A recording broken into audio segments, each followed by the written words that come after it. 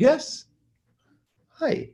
So let me remind you folks, what we do here every week is I volunteer my time to answer questions about sex, love, and addiction. Sometimes former clients are here or former patients from our treatment program. Sometimes people are here who just want information. Sometimes people are here from, they've heard me on In the Rooms, or you've read a book I've written, or whatever. I'm trying to take 25 years of experience and offer it to you for free. So I'm here every week at 5 o'clock to answer questions about sex, love, and addiction. On this site, as Tammy probably mentioned, we've put together a whole bunch of experts to help advise and give you, well, they can't give you direction, but they can support you. And so there's lots of meetings like this all week long. If you are interested in learning more while we're waiting for questions to come up, we have a podcast. It's called Sex, Love, and Addiction. It's a top 5 podcast under the addictions. And it's very exciting to be delivering really quality programming to free in our podcasts. And those of you who keep up with the therapy world, we've had Sue Johnson, we've had Dr. Sue Johnson, Dr. Harville Hendricks, Dr. Stan Tatkin, all these amazing people, I think, and Tammy doing webinars. I mean, doing podcasts. So when you're sitting in your car and you're thinking, oh God, I just want to act out, or I just want to kill my husband or wife, put on a podcast and you will find yourself soothed and distracted. The reason we're here is to answer questions about sex, love, and addiction. I'm not your therapist, and this isn't a 12-step meeting, but when I was a younger man and I wanted to ask questions of therapists that I thought had something to say, I couldn't. I had to go to their workshop or their webinar, or their seminars, or I had to buy their book. I'm here every week, twice a week, in order to be able to answer questions for you, so you can ask an expert questions without having to spend a lot of money or go to some fancy center. So that's why we're here, and we welcome your questions. So why don't you tell them a little bit about David Fawcett's new podcast? Okay, so I'll do that. So so by the way, I'm talking, waiting for you guys to ask questions. Just so you know. Me too. So this isn't a lecture where I'm here to lecture for an hour and you're taking notes. You're asking questions and we're answering them. So I will blather at you until you actually show up in that little Q&A spot right there and ask a question. So, and it says no questions. So I know. Yet. So what did you ask me to ask about? David Fawcett's podcast. So I work in collaboration with a gentleman by the name of Dr. David Fawcett, who wrote a book called Lust, Men, and Meth. And he is particularly attuned to the gay community. He does a lot of work in the gay community, and he has started a podcast also called Sex, Love, and Addiction, but his is for gay, bisexual, and transgender men. So if you are interested in that population, you have questions, please write me, or write Dr. Fawcett here. I'm Rob at seekingintegrity.com. He's David at seekingintegrity.com, and he can answer your questions about how the drug piece relates to sexual acting out and the co-occurring part when people have paired addictions with drugs and sex. And it looks like we have a question. We have one in the chat, so I'm going to start with that one. What can you do to start trusting your partner after you have caught them cheating? Well, that's a question that depends on how long they've been cheating. How much do you believe you know compared to is there other things you don't know about? Was the cheating a one-time thing, or was it an ongoing thing? The reason I ask is because all of it's going to hurt. All of it's going to be difficult. All of it's going to be painful. But does he or she have a repeating pattern, or is it something that just sort of happened? Or was it something that happened in Vegas, getting a lap dance at a bachelor party? Or the kind of behavior really matters. And then how it went on and how often. What else do I want to say to you about that? It's yes, repeating. So repeated infidelity in a relationship kills any kind of love and affection. I mean, it just kills it dead, unless you guys have agreed to some kind of open relationship. So what do you say to them? I think you say what your truth is, which is, I found this out and this is how I feel about it, and I'm devastated, or whatever it is for you. And can I live with this, or can I not live, and I can't live with this, or I can live with this. Or, some people simply say, some people, let me back up. One of the most challenging issues for anyone who's been cheated on is not so much the cheating. The cheating is hurtful, but what it brings about is this feeling that can't trust this person, that in fact they're a liar. And then if they've lied to you about something so important, what else have they lied about? And so as you start to pursue the question of, I found you cheating on me, there are other things that may come up, like, do I trust this person? Do I feel safe with this person? And know this, whatever you ask him or her, they're going to lie. And they're not going to tell you their entire truth, because in general, someone who's cheating on you will only tell you the part that you know about. So if you found out that he or she was hooking up with someone on an app and you have evidence of that, they'll say, yeah, well, I guess you caught me. But they won't tell you about the porn, the prostitutes, and all the other stuff, because if that's going on, because they only want you to, they don't want to be in more trouble than they're already in. So all bets are off around trust if you found your partner cheating. And I believe that it can take up to a year or more for that trust to come back. And that is depending on how you guys work through this issue and how much you get to know about it and what kind of healing is in place for you as a couple. It's complicated, and it's better not to cheat, honestly. And I'm going to put a plug in. I think your book, Out of the Doghouse, really gives step-by-step, here's how you can rebuild trust. So I think that that's a good framework to start from too. Okay, so let me just say to this partner, I wrote a book for, not for you, but for your male, I think husband in this case, to read and figure out what it is that he needs to do in order to heal the pain. But I also know, Tammy didn't say this, but I'll tell you that 95% of all self-help books are bought by women.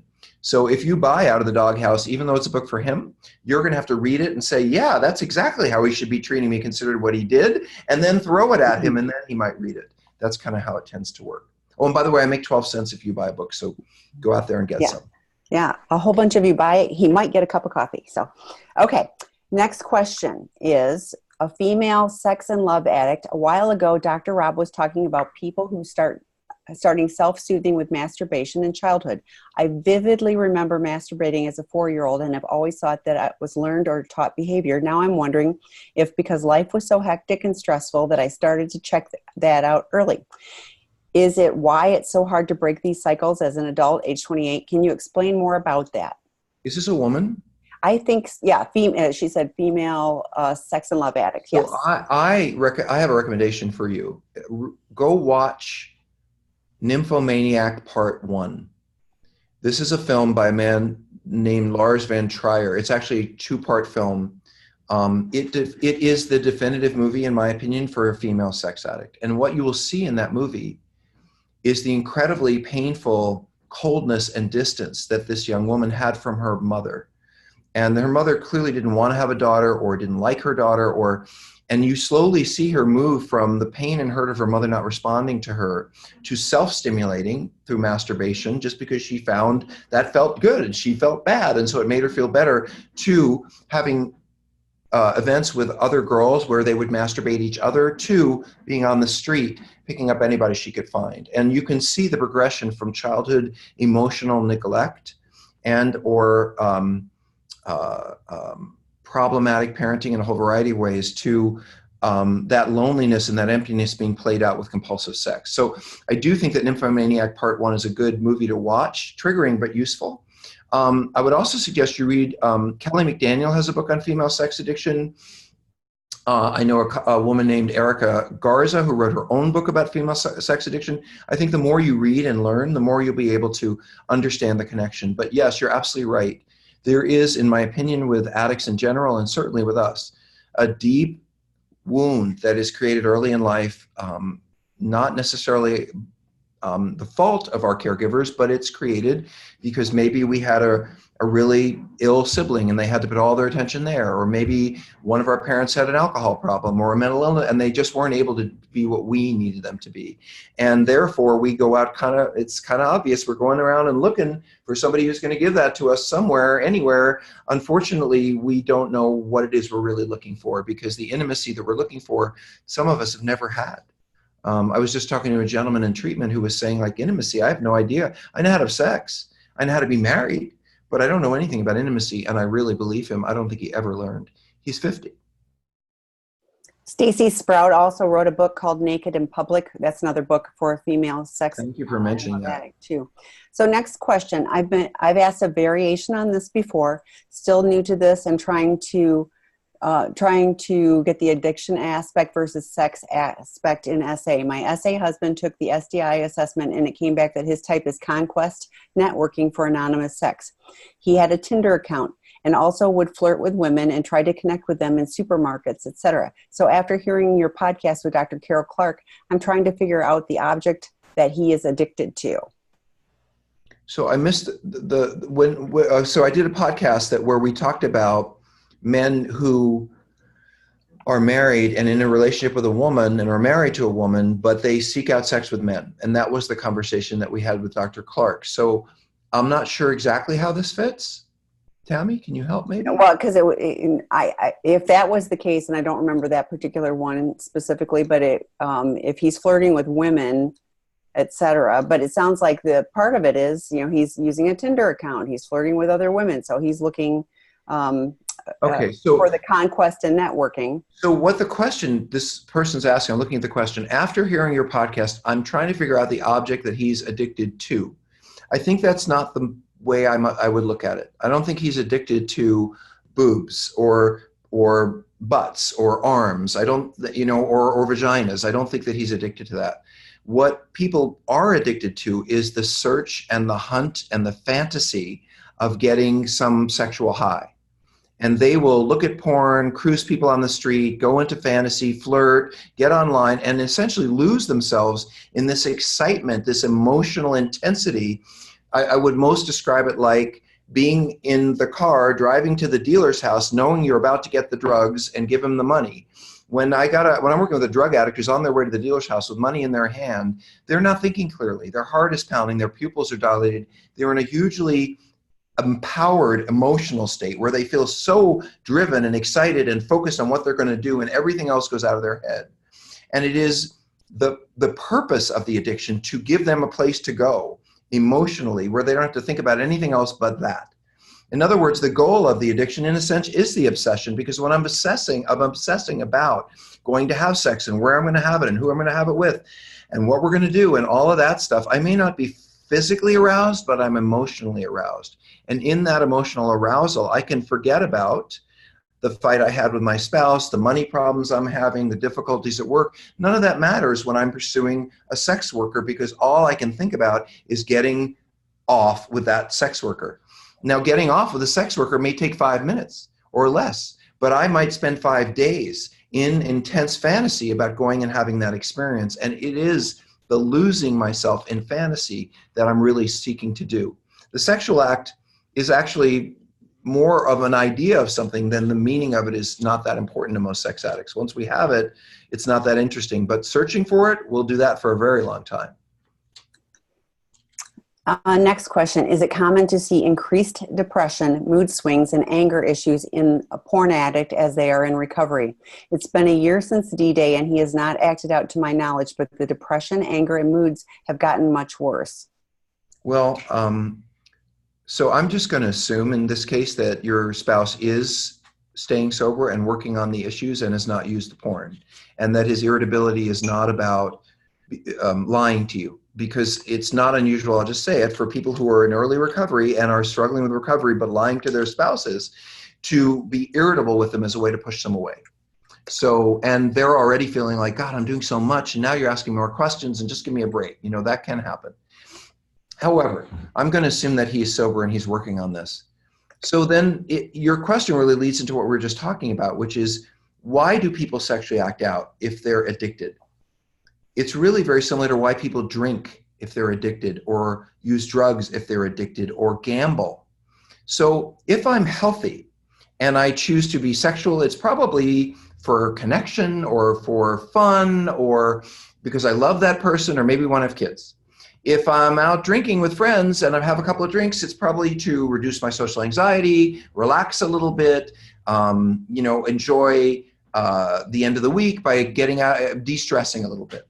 If I am healthy and I like to gamble, I might go occasionally with my $100 to the casino and win or lose. It's a good evening. I'm having fun. It's kind of a silly distraction. But that's not why addicts do things. We don't use drugs for the occasion or drink for the occasional social experience. We don't use gambling to have a little bit of fun once in a while. We don't turn to drugs and alcohol have a shared fun social experience. If you're an addict, you turn to these things for the secondary gain. Meaning, if I'm an alcoholic, I'm not going to drink to have fun with friends. I'm going to drink because it helps me escape from my feelings and disappear into a state of consciousness that's more comfortable to me than sobriety. If I'm a gambling addict, I'm not gambling to have a fun evening with friends. I'm gambling because when I gamble, I get into this intense emotional state where I can check out, and all I can focus on is the gambling and the winning. I don't have to think about my family or friends or any of my problems. So addiction really, in essence, is all about disappearing, escaping depression, escaping mood swings, escaping difficult circumstances by going into the drug or the alcohol use or the behavior. So when someone stops using or stops acting out, why wouldn't the symptom that they had before show up more? So when I don't have a place to escape to, like the gambling or the sex or the alcohol, and I'm just sitting here with me and all my raw feelings and I have to deal with them on my own, yeah, I'm going to be more moody, more irritable, because I don't have some fun place to go to take those difficult feelings that I used to masturbate away with the porn. This is when therapy is important. This is when seeing a psychiatrist is important. This is when I believe the addict needs to say, okay, so let's say I solved my marital problem by stopping the behavior, but I'm still miserable. Okay, why are you miserable? Maybe you have trauma. Maybe you're depressed. Maybe there are other issues underlying or that were driving the addiction that you now need to address. So I would never say to an addict that the goal of stopping their addiction, whether alcohol or drugs or gambling or sex, is to be sober. I think the goal of stopping is to have a happy life and enjoy your life. And so if you stop drinking, using, sex, and gambling and you're miserable, then something's not right. And you probably need some kind of therapy or support to figure out how to find happiness in sobriety. And all the love that you have to bring him or her, it doesn't matter if he or she isn't able to receive it. If they are broken and they aren't able to feel or take advantage of your love, then they're just sitting there isolated even though you're around. And that means, therapy's needed. One of the things I thought of too is, and you mentioned the, psychiatrist and getting an evaluation, because sometimes people medically need, some assistance with the proper medication. But the other thing is, it's like the alcoholic, you put the plug in the jug, but nothing else changes. So if they aren't actively working a recovery program, which can include, a 12-step group, but therapy and other support things, we have the drop-in groups. So if they aren't doing anything to make it different, they're going to be stuck in the worst spot, which is I don't have the ability to act out, but I also don't have tools yet to use to help me have a happy life. So, so hopefully they're looking at other additional ways of getting support so that they can move through this space. We have a phrase for this in AA. We call it white knuckling, which is the idea that I'm not going to use, I'm not going to use, I'm not going to drink, like clutching the sides of the chair. Well, recovery is supposed to be about surrender. So this is not a surrender. This is holding on with all your might. Surrender is only something that happens when you have the support and the direction to feel safe enough for that to happen. And so if your dude or woman has gone from masturbating compulsively to not masturbating compulsively, but they haven't made a real change in how they're getting support, love, direction, and nurturing, not just from you, but in some kind of community, like 12-step or like therapy, then they're just going to be like that alcoholic who's still desperately holding on to try not to do something, but that's not the answer. The answer is to let go. So next question. I struggle with being open and transparent with my sobriety as I prepare for disclosure because my partner is not consistent with her own therapy and she struggles to process the things I tell her. What is the best way to approach this? I am transparent on things that have to do with her safety, acting out with other girls, but not on porn or masturbation. Well, okay. This is a multi-part question, so let me try to work with that. First of all, what is sobriety as a sex addict? Sobriety is in general a commitment written that we make with a sponsor or a therapist to avoid or change behaviors where we say this kind of sexuality is not healthy for me, this kind of sexuality is okay, basically. And so we create a okay, not okay list, and that's a commitment. So as long as I don't do the not okay stuff, I'm sober and I can do all the okay stuff that I want. So first of all, just to explain to everyone what sobriety is, it's a mutually agreed upon written plan of action that is agreed upon and signed by both parties. Now, if I had a sobriety plan, I would take it to my spouse and I would say, honey, this is my sobriety, and which means they would know whether porn was okay or not, whether masturbation was, they would know from the very beginning, before disclosure, what my plan is. So now that might lead to your spouse saying, I didn't know you had a porn problem, because they didn't. And you're going to say, you know, porn isn't really good for my recovery, just like a lot of other things are, and so I've just taken it off. Later on, when you do disclosure, you might give a very detailed accounting of how many hours you spent with porn, what kind of porn you looked at, and how it might have affected your relationship. But when you're just talking to your spouse, and first of all, they should know everything that is on your sobriety plan so they understand if you've had a slip and why, including porn. And then when you do disclosure, that's when you get into the detail, but not before. So if my partner knew, my wife, my husband, whatever, knew that I had an inner circle or a sobriety plan that included porn, I would have to tell them if I had a slip on porn. That's not a disclosure of my entire history at that moment. That's just simply saying, you know what, I've been working on this and porn's on my list, and I looked at some porn, I'm going to have to, start that part again. How your spouse responds to that is up to them. It is just simply your responsibility to tell them. And let me tell you why. You want your spouse to know your sobriety date and what's on your plan, because spouses pay attention to stuff like that. And they're going to say stuff like, oh, you've been sober 3 months. Oh, you've been sober 6 months. They're going to watch you get around to that year date. And even though they might not be thrilled about it, they'll be secretly pleased if you have a year sober. If they find out you went to the meeting and you didn't get a chip and you didn't take that year cake because you're only 3 months sober, they're going to be really angry at you for not telling them the truth. You have to tell them the truth. So even a partner who's not had full disclosure still needs to understand what is your sobriety and if you have broken it. And I think one of the things I hear all the time is that partners get really, really angry at the lying.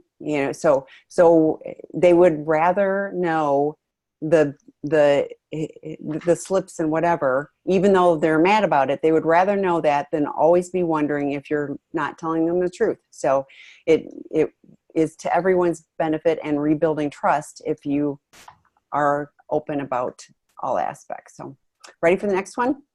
Yes. This person was here last week talking about husband discovery 10 months ago. I asked him if he was willing to read out of the doghouse again, and he said yes. He also saw the webinar in which I asked you about him mistreating me on a regular basis.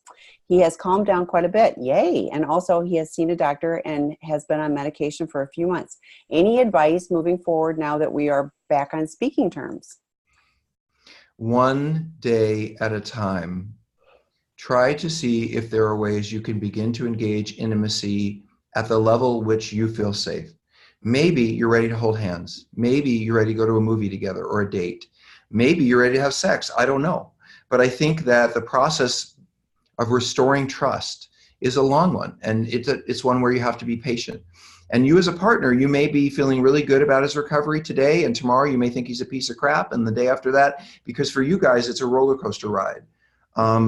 So I don't think there's a right way to do it, except to hold out the expectation of a lot of hope and a lot of positive things going forward, and for each person to stay on their side of the street and take care of themselves.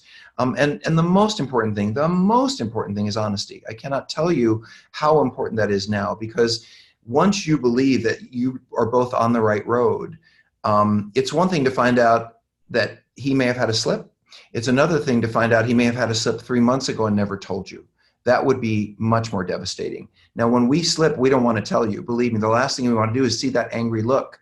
But what I try to tell clients all the time is that angry look will pass, but the lies will stick around forever. And you said he's willing to read out of the doghouse. I think when you read that book, and I would encourage you, like Dr. Rob said, you read it too, because I think it's really helpful, because then you can go, see page 34, that one, this is what I want to work on today, So I think you can have input on to what's going to be the most helpful, in what are the biggest areas for you, to identify that if we work on this first, this is going to be the most important, because he's not going to be able to work on everything all at once. And just like it's a whole new learning way of approaching you and the relationship. But, you know, and hopefully he engages with this in the podcast. Dr. Rob talked about the podcast earlier. There's a lot of great things. You know, we talk all the time about the one with Dr. Stan Tatkin. It's got nothing to do with addiction. It's just about we do. And if you put the relationship in front of your, like, I want to, you know, I deserve this and whatever. But if you go, wait, it's better for our relationship if if we do what's best for the relationship, regardless of it, if it's like, well, I really wanted that, you know, all of those things are really helpful tools in learning how to be in a relationship that's in a healthy way. You know, Tammy, you said something really important, I think, right now, which is that if you live with an active addict, you're used to a certain way of living that really means in many ways you're separate. You may spend times together, but there's so much unknown that you're really kind of separate. And living with the truth and honesty means that you really are much more joined together, but that can be uncomfortable, and especially for the addict. And they may not know how to negotiate being close to you and being honest with you. There will be a whole lot of getting close and moving away and getting close and moving away. And that really is a big part of the process, but at least you're in the game. So congratulations. Yeah, I think that's huge just in a week. So next question, is there any specific childhood trauma that sets individuals to become sex addicts, or it could be caused by any form of childhood trauma, and how such trauma is linked to sex addiction?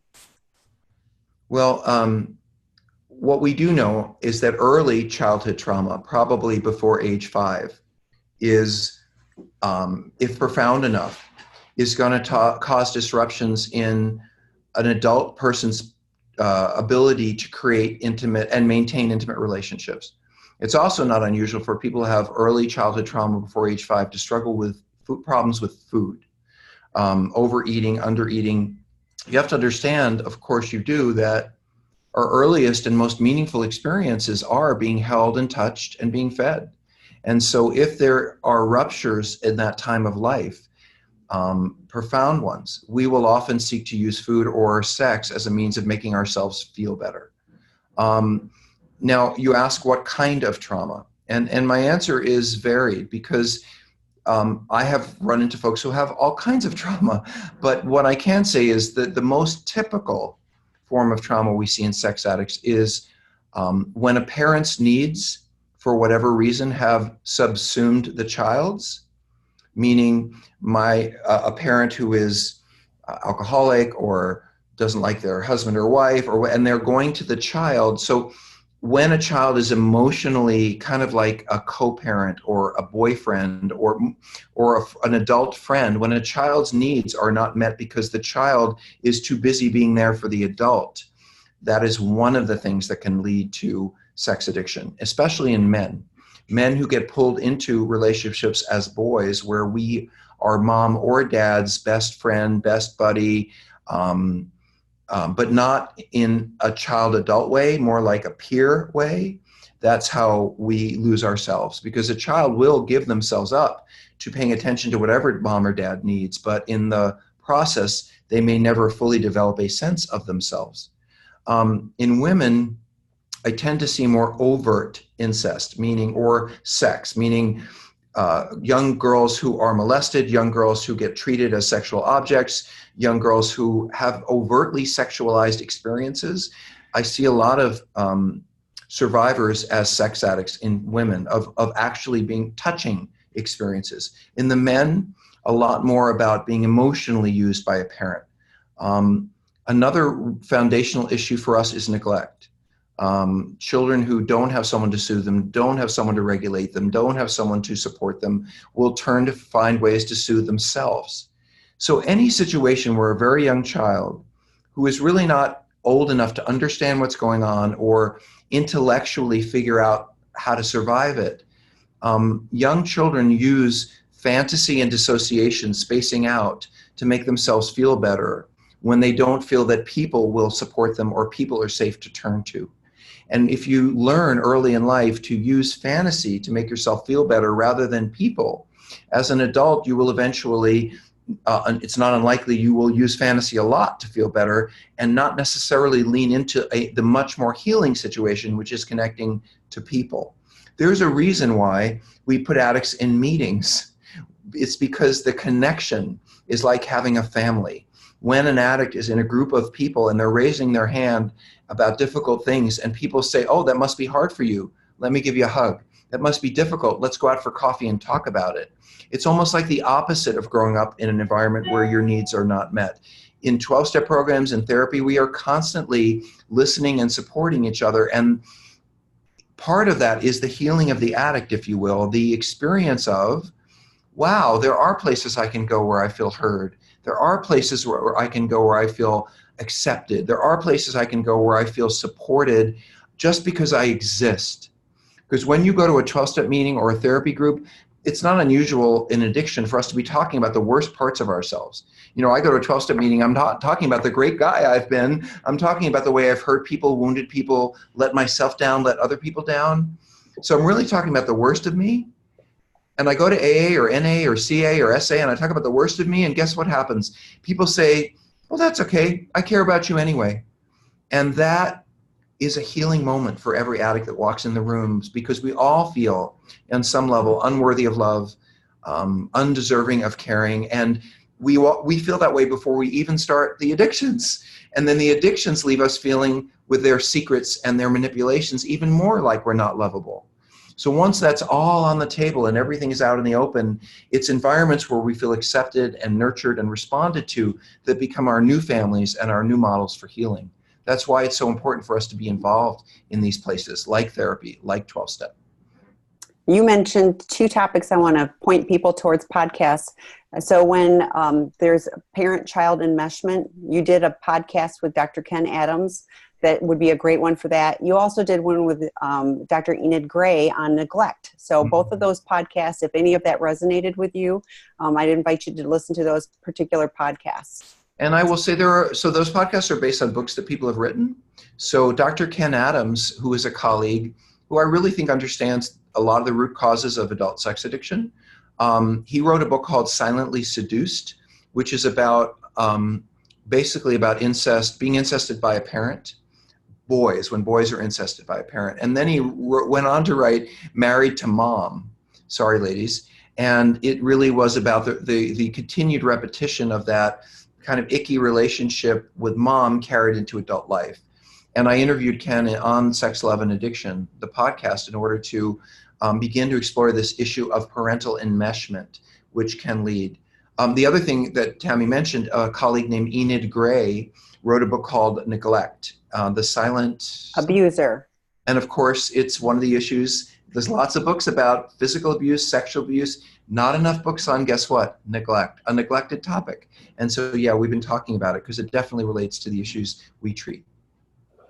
So next one is, I love you, Dr. Rob. I've been in recovery from porn addiction for 5 months and have not acted out since. I feel like I'm improving well and have encountered a sense of freedom I have not felt in years. My wife, however, is not moving forward and I feel is getting worse with exhaustion and resentment. I desperately want to reconnect with her, but feel that I am running into roadblocks. Any advice to moving forward? Sure. I mean, again, I would recommend reading Out of the Doghouse. I'm not trying to plug my own books, but I will in this case. Yeah. There just isn't another book. There is not another book for men to learn how to heal the wound of cheating with a woman. It's not a book for women to heal cheating on men. It's not a book for gays to heal. It's a book specifically for men who've cheated on a woman. And I think if he reads it, or if you read it, it will be much more helpful in understanding the process that someone goes through when they feel betrayed by porn or anything else.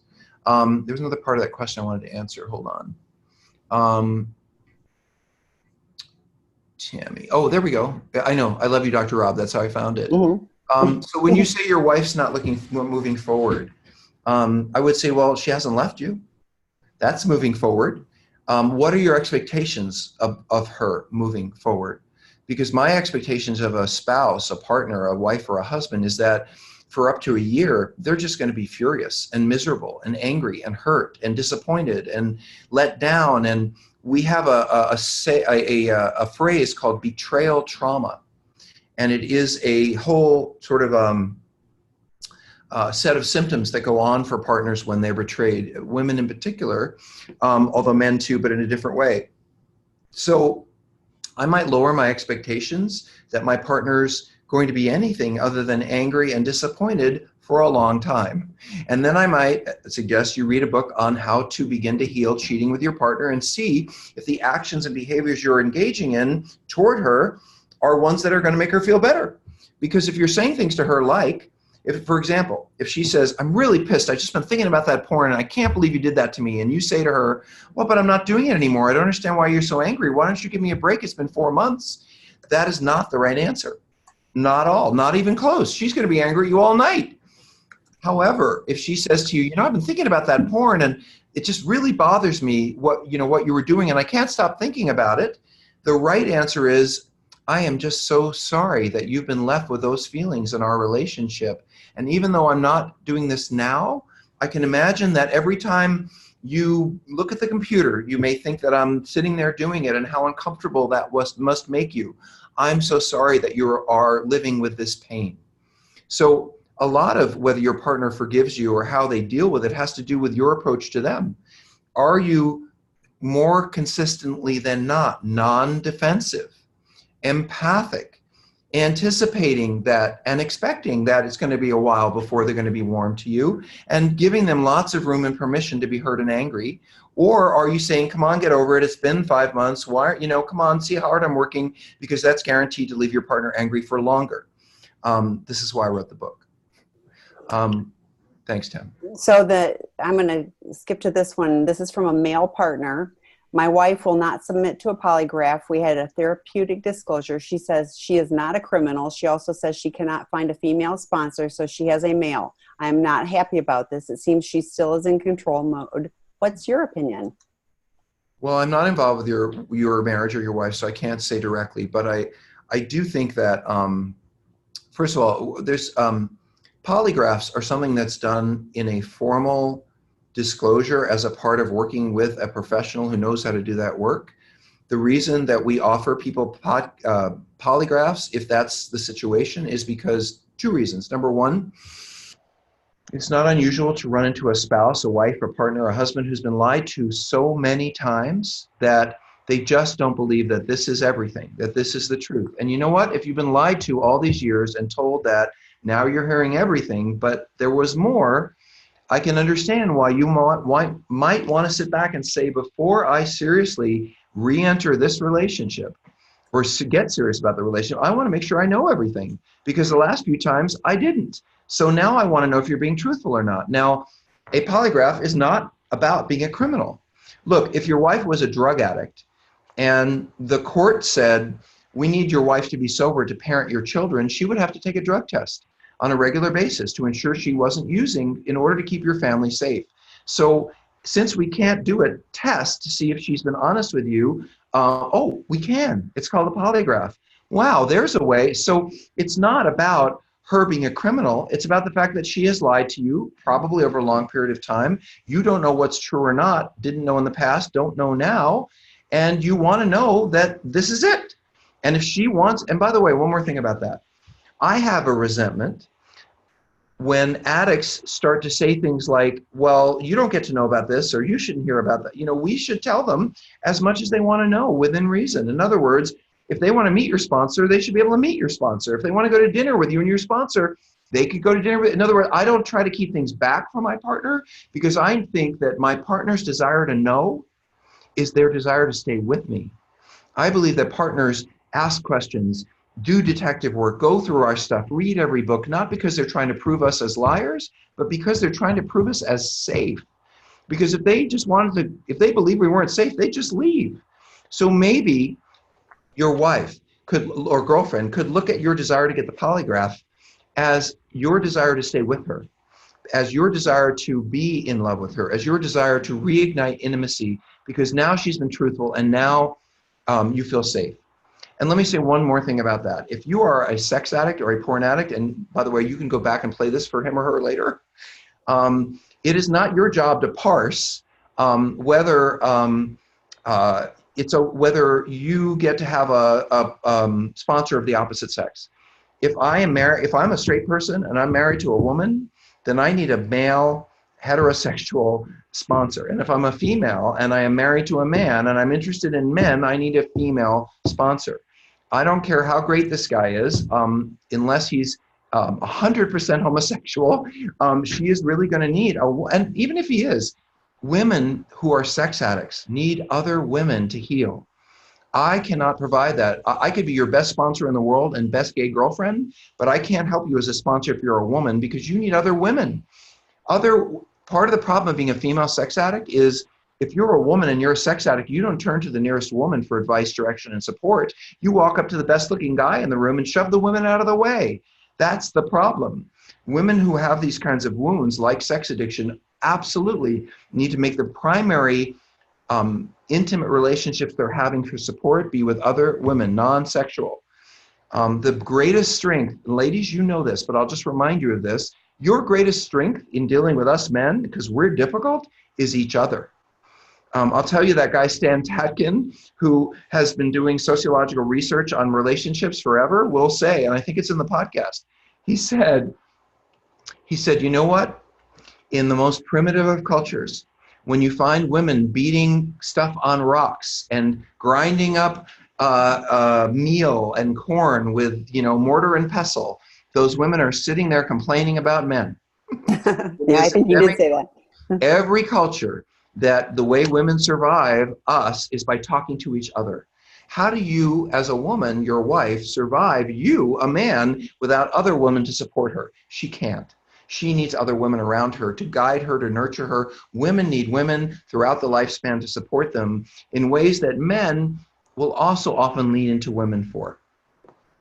So we created the drop-in group for female sex and love addicts that's on Tuesday nights. We also have a male partner group on Thursday nights. Both of those are specifically designed so that you have safe places designed for you to talk about your particular situation. So there are plenty of female and good female that are out there that can be sponsors. So there. And what Tammy's saying is you need to drop into the men's betrayal group so you can sit there and talk to the other men who are experiencing betrayal and begin to put this in some kind of perspective with all the other guys.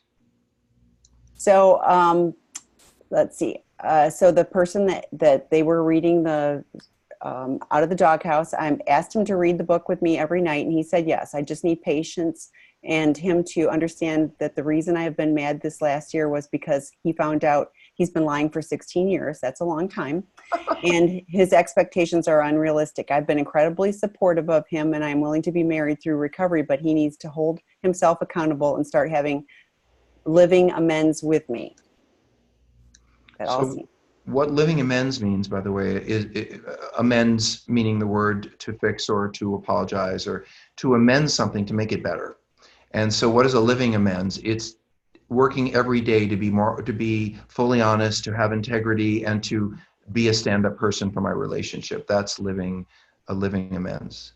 Yeah, because it's real easy to give lip service. Oh, sorry, didn't mean that. Oh, forgive me, whatever. But to see that change, even if it's just little pieces, so that you can connect the dots and go, look, we're making progress. That's really huge. So the person that was asking about objectification, they wanted clarification. Do you think that's learned, or is that something that they do to check out themselves? So how do you think that becomes a case? So everyone objectifies.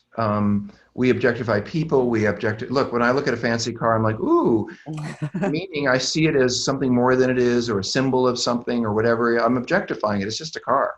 But I objectify it with a personal desire. So when I see someone attractive, healthy men and women objectify. Oh, that's an attractive person. That's an objectification.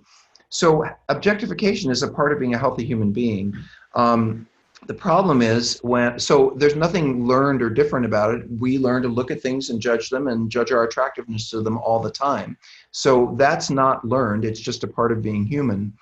And you're also right. The person who, look, let's say you're a married couple and you and your husband are sitting across the table. And I would guess that if you're a healthy married couple and you don't have a history of infidelity and problems, that if you were sitting at a table and an attractive waitress walked by and you saw your husband look up and notice that person and then look back, probably you might, I don't know what you'd feel. Tell me, what would you feel? What do you feel if that happens with your husband? Well, Notice if there's she an was attraction. really attractive, I would probably be concurring that she's just, it's like beautiful art. You look at it, but it doesn't have, it's not a sexual thing. It's just Well, it's it might be looking at sexual for something. him, no Well, offense, I but know, but if it was just a real fleeting little thing, it would just be, wow, attractive. right, And he's right back at me. I right. wouldn't be upset. So there's barely But a heartbeat between, oh, and if Tammy noticed, she'd yes. be like, what'd you look at? Oh, that woman's really cute. She might say, oh, she is cute. Hmm. But there's no feeling of he's betraying me because he has never left her.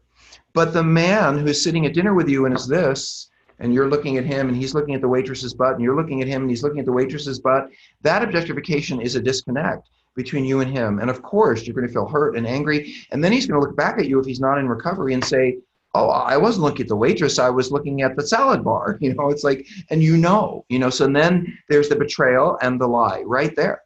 That's a very different kind of objectification than, oh, attractive person. Okay, that's healthy. Okay. So, hi, Dr. Rob and Tammy. I'm working on my step 3 questions in SLAA. I have to answer questions about turning over my addiction and control to a higher power. So my question, what words of wisdom do you have for letting go of control and live more spiritually and with serenity? Tips for step 3, please. Tammy, you start. I will. So I did a recording series with Charlie Rizian, who's a dear friend to both of us, and it's on sexandrelationshiphealing.com under the video resources. So check it out. I know that got posted, but she broke it down word by word for how to do each of the steps. So you can go plug in and watch each of those particular ones. But what I want to explain to you is the only step that you have to get right, so to speak, is step 1. Everything else is like you turn it over, like you make this commitment. So for me, I was hurt enough. I was at a point where I was like willing. It's just willingness. So I was willing in that moment to do that.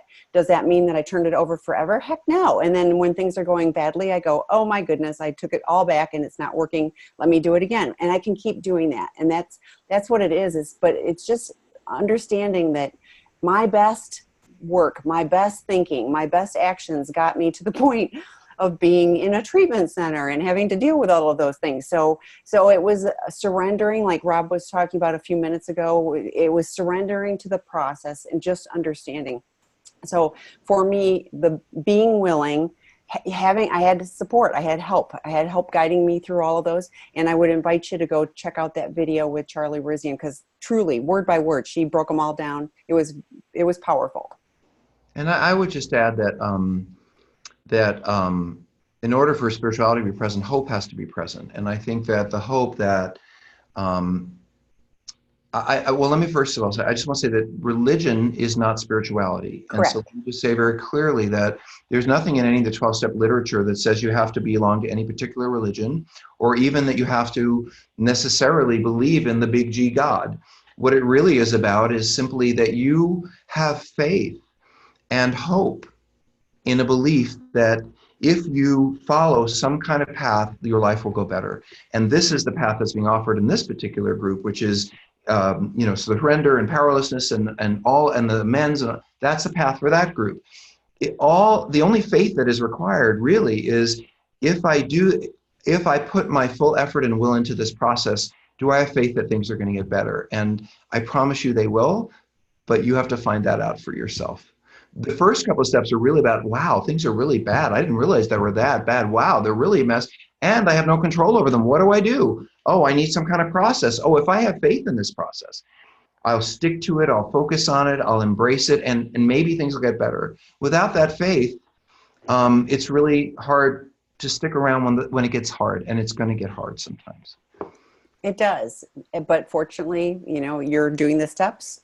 There's 9 more after that. And it's one step at a time. And each of them brings its own power and relief. I got to tell you, really, just one step at a time, just do the next one. So. Yeah. And Tammy, where are those videos that I will go pull the link. I'm going to ask you the next question and I'll go pull the link and put it in the chat, but it's on sexandrelationshiphealing.com, but I will go pull the link directly. Let me just tell you again, Tammy and I are working furiously. I don't know if anyone's been on the site, but if you go on sexandrelationshiphealing.com and you click on the webinars now, They're Monday webinars, Tuesday webinars, and all you have to do is click on the webinar and you go straight into it. So we are doing better, but we're going to eventually have on the main page, here are our evergreen videos on 12 steps, on this, on that. We're getting there.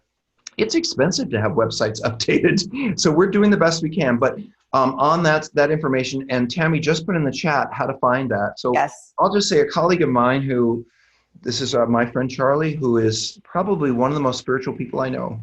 I asked her if she'd be willing to sit with Tammy and record a discussion of how to go through the steps and what they mean. And they were gracious enough to do that. And I think it was probably moving for you to do that, from what I hear, because it was so, she's got a lot of wisdom. She does. Well, and we both have been around the block in recovery for a while. So, but there's always an opportunity to learn more. And that's what I love about doing this with you and being with everybody else. But there's always an opportunity to learn more, look at things in a slightly different way. You'll hear me on the webinar going, wow, I hadn't thought of it that way. It's just great stuff. So, and it's supportive. So I want to make one small announcement. Is that okay? Yes. Okay, so I do want to say that we are doing treatment, and I am running it at the moment. So if you are someone who feels that you would benefit from 2 weeks with us, let me know, or let Tammy know. Let me know, yeah, actually. Let Tammy know, because we're putting our, I don't want to say we're putting our money where, we're putting our something your where heart and soul into this program. And honestly, the transformation in the men that have attended, it's amazing. And I'm so grateful for the work that you did to create the curriculum, and then David Fawcett collaborating on it, and the team that's implementing it. It's just, so thank you. But yeah, so if you are a male or of a male, the 2-week intensive, it's 14 days out of your life that gives you an investment in a much different future. For someone who is just entering recovery or is stuck, like you're kind of going like, oof, and, or for the spouse that's going, he's been doing this for a year and he's just really stuck. This is a great opportunity. Or for somebody who's had kind of chronic relapses, again, a great opportunity. Sex addiction, intimacy disorder, or the co-occurring, if it's co-occurring chemical dependency. And let me just say why I am really comfortable self-promoting here is because we're doing great work. And I have developed treatment programs for almost 22 years. And I've also worked for a lot of programs that I was asked to help or make better, and I didn't have a lot of chance to do that, or they weren't that great. I know what a good program is. And Tammy knows, and our team knows, it's just very hard in the corporate world we live in to set up really good healthcare that's affordable. And we're doing our best to make it short, sweet, to the point, affordable, and we'll kick your butt. Well, I say comprehensive. I think it's completely comprehensive, so yes, contact us. Thank you for listening to that. Okay, so when I experience a trigger related to my husband's affair, should I always, never, sometimes share that with him or keep it to myself? When I do talk about them, what reaction should I expect from him besides, I'm sorry? When I do mention a trigger and he has nothing much to say, I feel worse. I just don't think he really understands how triggers bring back the hurt. Thank you for that. That's a great question. So one of the things I would suggest to you is, just like addicts need people to reach out to when they're struggling. If I feel like I don't want to go home today, I want to stop off at a massage parlor or something, I'm going to call somebody. If I'm doing a good job in my recovery, I'm going to say, hey, I'm really struggling today. They're going to talk to me. Maybe they'll talk to me on the drive home, or they'll ask me to call me when I get home so that I can get home without stopping somewhere. And in a similar way, when Tammy and I talk about partners having support, this is a great place to get support from other partners. This is why we're encouraging the drop-in groups, which are free. It's really, to gauge your reactions and your experience against another partner who's going through similar things is so helps to reduce shame and is empowering, I think, for the partners. To answer your question directly, I don't think you should hide things from your spouse. So if you're looking a little upset and he says, why? I think it's important to say, well, I saw that Victoria's Secret billboard and it reminded me of what you used to do. However, I don't think it's helpful every time you are triggered to say, I'm triggered again, I'm mad at you again, I'm mad at you again, because it's not necessarily, he's not going to be able to necessarily help. Your anger is warranted and justified. And you need to express it. But sometimes when we only express it to the person who caused it, we just make them feel like a heel, and they really can't grow with that or change with that. So yes, express your anger, but pick your battles. If you are regularly feeling triggered, find some other wives or husbands to talk to and say, God, I saw that magazine cover. It made me think, and she or he's going to say, me too. And then maybe you don't have to go to him with it because he didn't do anything today. It's something hopefully from the recent past or the past. What So should you expect? I had the opportunity to sub in on the Betrayed Partners group last weekend. Ooh. So if you're on there from then, thank you for letting me join the group. But the level of support that the group had for each other when somebody shared something, it was amazing. And so that's a great place, like Dr. Rob was saying, it's a great place to go, rah, rah, rah, or whatever, or say this was triggering for me, and just own it, and get it supported, validated, and then not have to necessarily process it within the relationship. I think one more thing I want to add, and I think we're all about out of time. We've got 4 more minutes. So I wanted to say that, oh, now you threw me 4 more minutes. I'm thrown here. I wanted to add something to that. Blah, blah, blah. What did I want to say to you about that? Oh, what do you expect him to say to you about it? This is something I would ask yourself. That's a good idea. What do I want? Why am I saying this? Like, I saw a magazine and it reminded me that he used to do this. And I want to tell him, boy, you ruined my life. Well, what do you want him to say back? What are you looking for in that moment? He's watching TV. He didn't know you looked at a magazine cover. All of a sudden you're angry at him. He's just watching TV. What do you really expect to happen in that moment? Versus you're in a therapy session, or you're taking a time out to really talk to him. And you say, there have been things triggering me this week. That's a very different conversation. But I think if you're constantly kind of, here and here and here, then you're going to have a partner who's pulling away from you rather than one who is there to meet you directly. Okay. So lots of good questions yet, but let's do that. We kind of want to do them in order. So how does a partner cope if the SA has chosen to move on from the relationship? The SA had started therapy and committing to go forward with other forms of help. It seems as if the SA is teeter-tottering with a decision to want me involved, then pushes back and withdraws. My parents are advising I walk away from this relationship.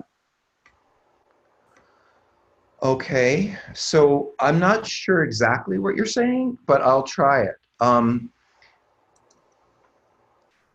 My partner can struggle with whatever addiction they have, as long as I know that they are struggling with in a healthy way, meaning they're setting a boundary, they crossed it, they had a slip, okay, but they reset it.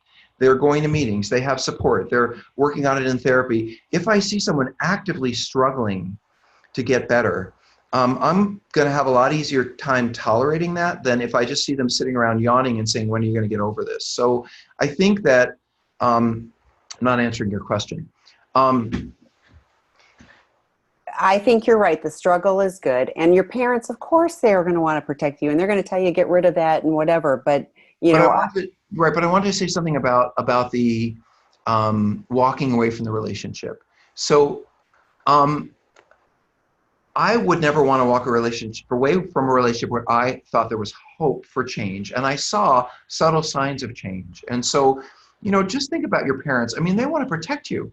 They want to protect you like when you were 4, and they want to protect you when you're 54, if you're lucky enough to have them around that long. And so, of course, they're going to want to get you out of the pain and into a healthy situation.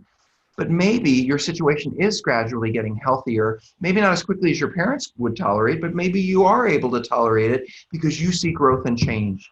So, but I think definitive growth and change is something you should be seeing.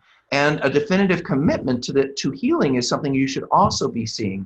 So if your partner is slacking off and not paying attention to the work and not regularly attending support and not really focusing on it, maybe your parents are right. But if he or she has a real commitment to healing and you see them making incremental steps forward, 2 forward, 1 back, 2 forward, 1 back, then I would hang out, because as Dr. Stan Tatkin will tell us, relationships where we can actually get along with another person over time are hard to find, and they're worth fighting for if you can see your way to them being healthy. And with that, I want to say about healthy relationships, I love our healthy relationship, Tammy. Thank you so much for being in this relationship with me and doing this work with me. I know you're 600 miles away, but somehow I feel connected every time we do this, and I thank you. I agree, and I want to thank everyone for being here, and for those of you that we didn't get to answer your questions, I'm really sorry. But hey, come back next week and ask them right off the bat, and we'll get to them first. or write us with your questions and we'll answer them. We'll Or you can even drop in on Friday nights. I'm on intherooms.com at 6 o'clock, and you can ask then. Well, and Dr. David Fawcett is on Wednesday nights, and he has a similar one. Kristen Snowden is on this week, and again, another, she talks about healthy relationships. So there's lots of places to connect between the drop-in groups and the webinars. So invite you. Any one of them is great. I got to answer a question here. Yeah. Just really quick. Someone's saying they're a female and they can't find a sponsor in their area. Well, there are online meetings. There are phone meetings. You can find a female sponsor somewhere. She doesn't have to live in your neighborhood. If she can look at you like this and have a conversation, which you can do with anyone, anywhere in the world, you've got a sponsor. So don't say, well, I got to be with a male sponsor because I can't find a female sponsor. That's a cop-out. You just can't find one in your neighborhood. So get to every online meeting you can find until you get yourself a female sponsor, because working hard to find the help we need is part of healing. Well, and Lacey is on Tuesday nights, and she runs the group, and I think she does some other, she might be a sponsor. Who knows? So there's opportunities within that group. So Tuesday nights, join it. Thanks, Tammy. Bye, guys. Bye, everybody. Talk to you later.